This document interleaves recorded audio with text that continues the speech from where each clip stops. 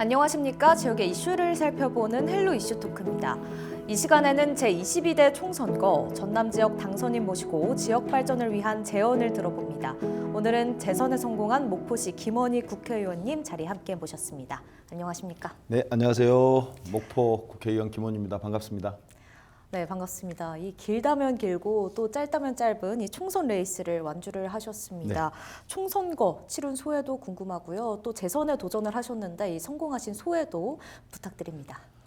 먼저 부족한 국회의원 김원희를 다시 한번 일할 수 있는 기회를 주셔서 너무 고맙습니다. 더불어민주당 김원희를 선택해 주신 목포 시민 여러분께 정말로 고맙고 감사하다는 말씀 드립니다. 윤석열 검찰 동체 정권을 심판하는 선거였고요. 이번 선거는. 그리고 또 한편으로는 새로운 도약의 기회를 맞고 있는 목포 발전을 위해서, 중단 없는 목포 발전을 위해서는 그래도 힘 있는 재선 의원 김원희가 낫겠다라고 판단해 주셨는데 김원희의 손을 다시 한번 잡아 주셨는데요. 너무 고맙고 감사한 그런 심정입니다. 네, 전남뿐 아니라 이 전국적으로 민주당에 대한 지지를 확인하는 시간이었습니다.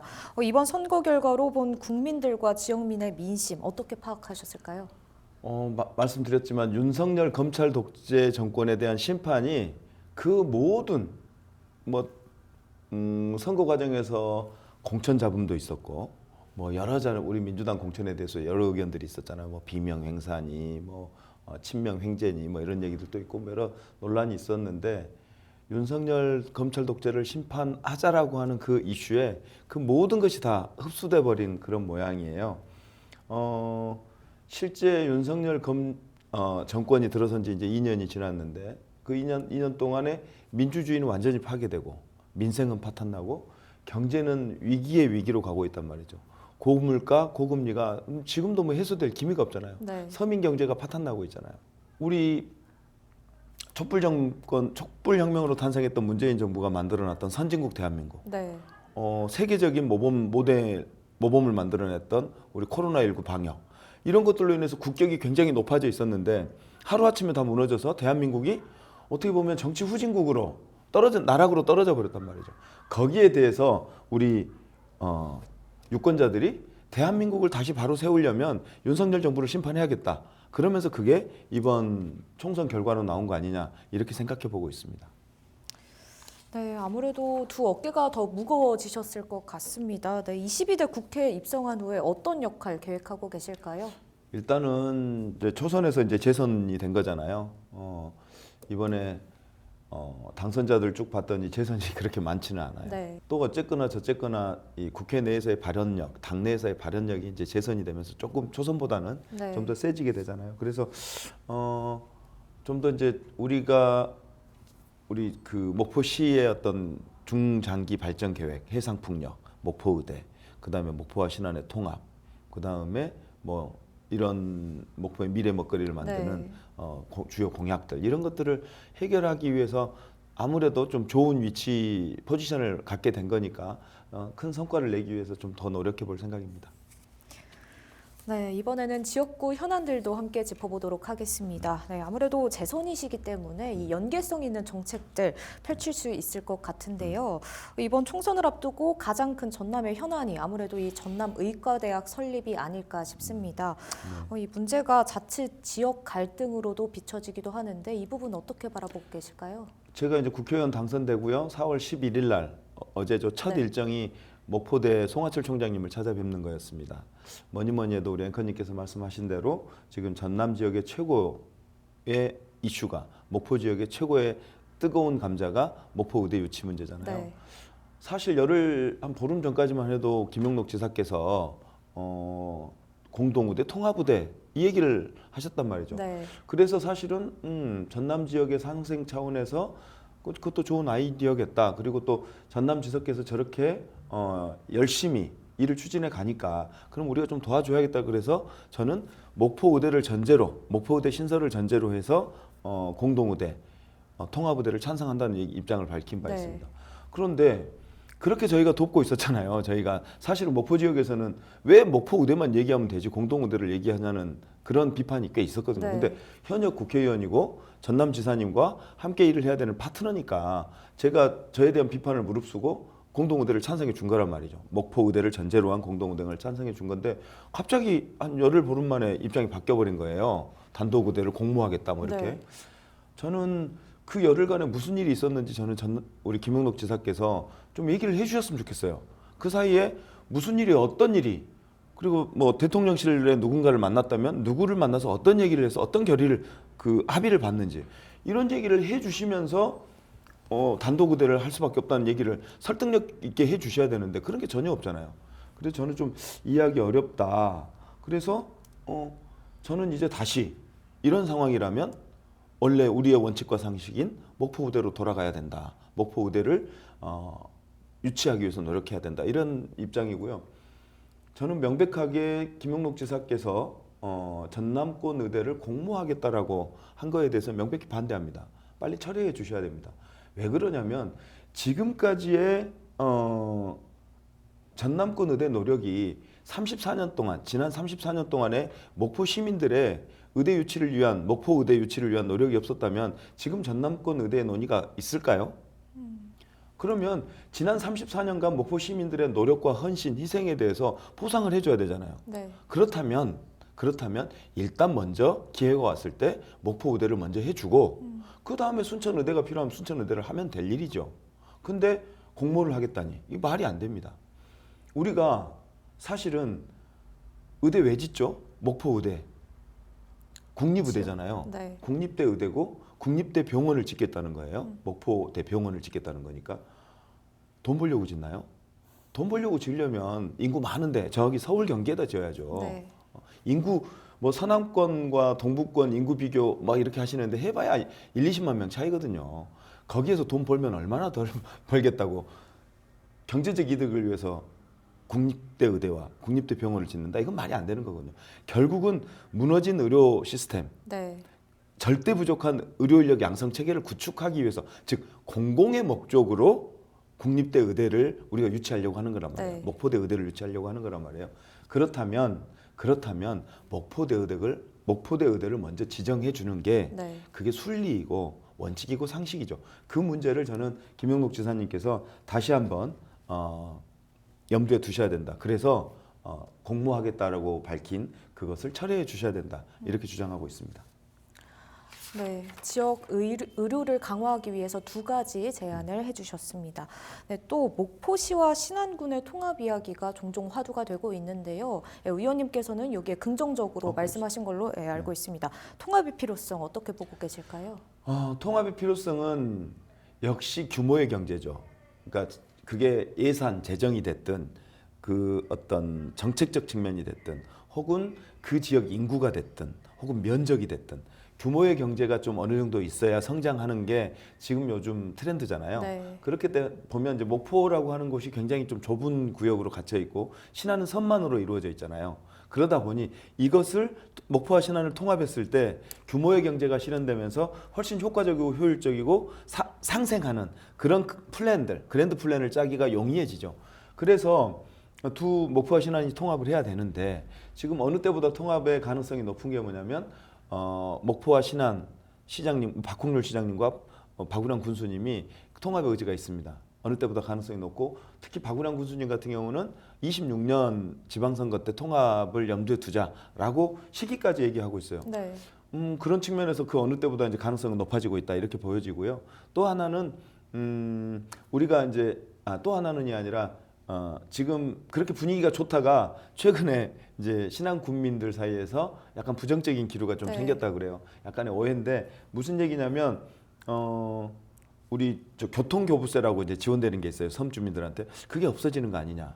건보료라든가 이런 세금들이 그러니까 목포가 이제 도시니까 도시의 기준 내에서 적용되는 거 아니냐. 네. 뭐 이런 걱정들이 있는데 아닙니다. 통합되더라도 도서 지역이 갖고 있는 그 특례들은 다 적용이 되니까요. 너무 걱정하지 마시고요. 또 하나는 화장장이라든가 뭐 쓰레기라든가 혹은 뭐 박물관이나 이런 공공시설 이런 거 할 때 신안 국민들이 좀 더 값싸게 이용할 수 있도록 목포 시민들이 보는 특혜를 볼 수 있도록 하는 장치. 근데 사실 이거는 클 것 같지는 않아요. 그래서 이제 저는 그런 생각을 하는 거죠. 우리 섬진흥원이라든가 섬박물관이라든가 이런 걸 유치했잖아요. 유치하려고 하거나 섬진흥원은 이미 유치가 돼서 목포에 있고 네. 섬박물관은 이제 유치하려고 하는 건데 그런 국가적 공공기관을 유치할 때 우리 신안에다 좀 더 배려해 주자. 목포가 신안에 힘을 실어주면 그 가능성이 더 높아질 거 아니에요. 경쟁하지 말고 당분간은 신안군에게 좀 더 그 통 크게 양보하자 이런 생각도 갖고 있습니다. 그리고 신안의 먹거리가 이제 기가 막히잖아요. 네. 소금부터 시작해서 해산물, 뭐 그다음에 이제 농산물, 축산물 아주 좋은 질 좋은 양질의 농수산물이 많이 나오고 있는데 그걸 목포의 아이들이 혹은 공공기관에서 친환경 급식 이런 걸 할 때 식자재를 우리가 좀 사주는 뭐 이런 것까지 염두에 둔다면 저는 그런 경제 공동체 목포와 신안의 어떤 경제 공동체를 먼저 서로 이익을 공유해 보자. 그렇게 출발하는 게 옳지 않을까 이런 생각도 해봅니다. 네, 그리고 또 전남 서남권에 이제 고민도 필요할 텐데요. 공약을 살펴봤더니 이 해상 풍력을 이용한 재생 에너지 사업으로 미래 비전을 제시하겠다는 내용이 있었습니다. 구체적으로 어떤 내용일까요? 저는 그 신안 앞바다가 해상 풍력의 최적의 장소라는 건 이제 온 국민이 다 알아요. 그리고 목포가 그 배후 단지로서 큰 역할을 할 수 있다는 것도 다 알아요. 근데 그걸 그렇게만 보지 말고 뭔가 그랜드 플랜, 비전을 좀 그려보자라는 거예요. 그래서 저는 목포와 신안을 비롯한 서남권을 해상 풍력의 메카로 만들어 보자. 그래서 해상 풍력하면 목포 신안, 신안 목포하면 해상 풍력 이렇게 좀 그랜드 비전을 한번 만들어봤으면 좋겠다 이런 생각을 갖고 있는데 이미 문재인 대통령 때 그 계획은 세워져 있단 말이죠. 네. 약 48.5조 원을 투자해서 450개의 기업을 유치하고 약 12만 개 누적 인구 12만 명의 일자리를 창출하는 계획이 이미 문재인 대통령 때부터 세워져 있는데 문제는 윤석열 정부가 그걸 시행하지 않고 있잖아요. 근데 이번 총선에서 우리 민주당이 압승했으니까 네. 그 힘으로 그 문재인 대통령의 계획을 좀 조속히 실현할 수 있도록 하자. 이런 거 하나 하고요. 그래서 지금 현재 논의되고 있는 전남 도하고 해상풍력 터빈 세계 1위 기업이 베스타스라는 기업이거든요. 3억 불에 대한 투자 협약이 이미 맺어져 있어요. 네. 그래서 곧 있으면 목포 신항만에다가 그 터빈 공장을 지을 계획이에요. 이런 것들이 좀 더 조속히 진행되도록 해보자는 거 하나 하고 또 하나는 어렵게 만들어진 재생에너지를 신안 앞바다에서 만들고 목포에서 배후 지원해서 만든 재생에너지를 지금 현재 계획은 수도권으로 옮기는 거예요. 서울과 수도권으로 네. 옮겨서 거기에 있는 공장과 거기에 있는 시민들이 사용할 수 있게 하겠다는 계획인데 그러려면 송배전솔로를 깔아야 되거든요. 네. 그걸 까는데 공사하는데 수조 원이 들어요. 근데 요즘 송배전솔로 하나 깔려고 그러면 그 송배전솔로가 지나가는 지역 주민들의 반대가 어마어마합니다. 그래서 아니 반대도 심하고 돈도 들어가는데 왜 그 어렵게 만든 우리가 만든 재생에너지를 왜 서울로 보내야 되지? 이런 생각인 거죠. 네. 우리가 쓰면 안 되나? 근데 이건 시민용으로 주거용 가정용으로 써서는 뭐 너무 넘쳐날 정도로 너무 많은 양이니까 그러면 최근에 에너지 대전환 시대에 맞아서 세계적인 글로벌 기업들이 뭘 선언하고 있죠? 알리백을 선언하고 있잖아요. 네. 재생에너지 자기 기업에서 만드는 상품을 만드는 전기가 다 재생에너지 100%로 이용하겠다. 즉 재생에너지만으로 물건을 만들겠다는 선언이 이제 아리백인데 네. 아리백 선언한 기업들이 엄청나게 많아요. 우리 대한민국에도 우리나라 대표하는 대기업들이 다 아리백 선언을 하고 있어요. 근데 우리나라 지금 재생에너지가 절대적으로 부족해요. 네. 그러면 재생에너지가 차고 넘치는 목포와 신안을 비롯한 영암, 무안, 서남권으로 오세요. 그러면 우리가 재생에너지 값싸게 드릴게요. 그러면 재생에너지가 아리백을 선언해서 재생에너지가 필요한 기업들이 앞다투어서 올 수 있지 않을까. 네, 그리고 또 지난 의정 활동에서부터 이 목포역 대개조를 통해서 역세권 개발을 추진해오고 계십니다. 이 부분은 추후 어떻게 완성이 될까요? 네, 지금 목포역 대개조라고 그래요. 그리고 원도심 활성화의 기폭제가 될 거라고 우리가 얘기하고 있는데 원도심 대개조는 총 3단계로 이루어집니다. 지금 현재 1단계가 목포 역사 신축이에요. 네. 지금 490억 정도 예산을 확보해서 올해 이제 설계에 들어가요. 설계에 가고 이제 그러면 설계가 나오는 대로 내년 정도부터는 공사가 시작돼서 28년 또는 29년에 완공을 목표로 이제 짓게 될 텐데 이게 1단계고요. 근데 그 안에 들어가면 목포역 부지가 생각보다 엄청 넓습니다. 한 6만 평 됩니다. 네. 근데 거기 안에 들어가 보신 분들은 다 아는데 무슨 역사 시설하고요, 철도선, 폐철도선까지 해가지고 너저분하게 막 널려져 있어요. 그래서 이 6만 표가 아주 비효율적으로 그냥 방치되고 있어요. 근데 이것을 스마트화, 철길 구조 개선을 하게 되면 압축하게 됩니다. 그러면 약 2만 평에서 3만 평 정도로 압축할 수 있어요. 근데 그 비용이 약 1,200억에서 1,300억 정도가 들어가는데 지금 전남도하고 의논하고 있는 거는 이 1,200억, 1,300억 정도 소요되는 철길 구조 개선 사업, 목포역 철길 구조 개선 사업비를 별도의 예산이 아니라 그 포괄 사업비가 있더라고요. 네. 그걸 잘하면 따올 수 있겠더라고요. 그걸 따오려고 지금 전남도하고 함께 힘을 모으고 있어요. 이게 2단계입니다.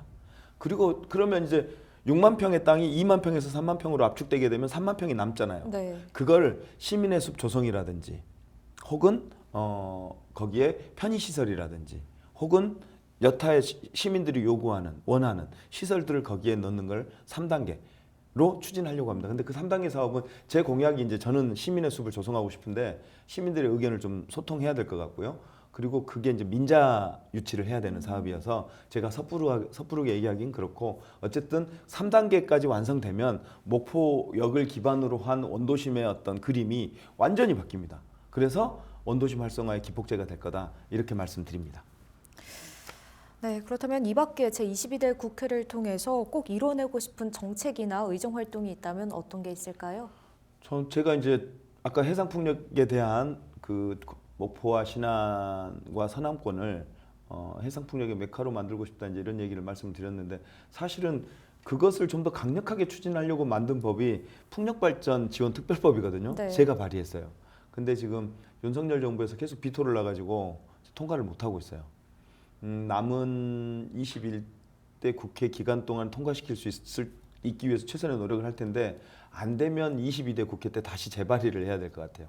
그거 하나 반드시 해서 제가 그리고 있는 목포와 신안을 해상풍력의 메카로 만들겠다. 그걸 법적으로 지원할 수 있는 근거를 만들겠다 이런 게 하나고요.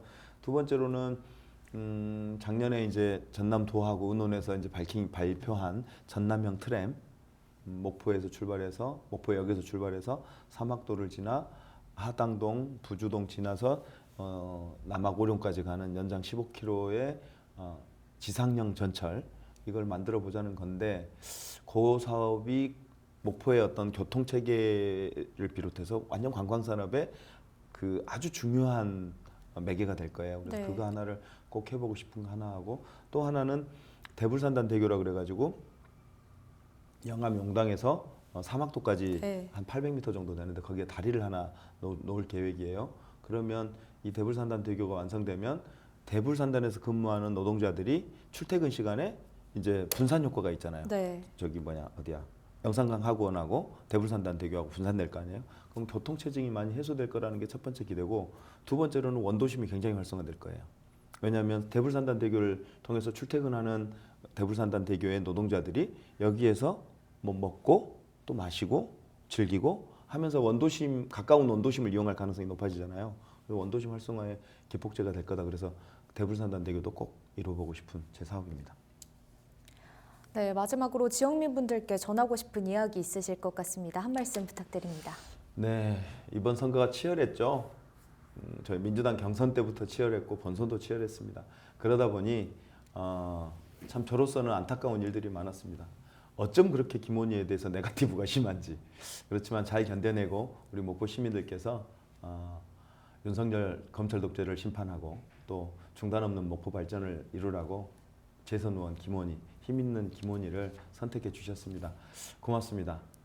제가 4월 11일부터 벌써 목포대 총장을 만나서 목포의대 유치를 위한 활동 벌써 시작했습니다. 국회의원으로서 일을 다시 시작했는데 목포 시민 여러분, 여러분의 믿음에 보답하기 위해서 더 열심히 뛰고 더 큰 성과로 보답하겠습니다. 목포 시민 여러분 고맙습니다. 네, 의원님 오늘 말씀 여기까지 듣겠습니다. 감사합니다. 고맙습니다.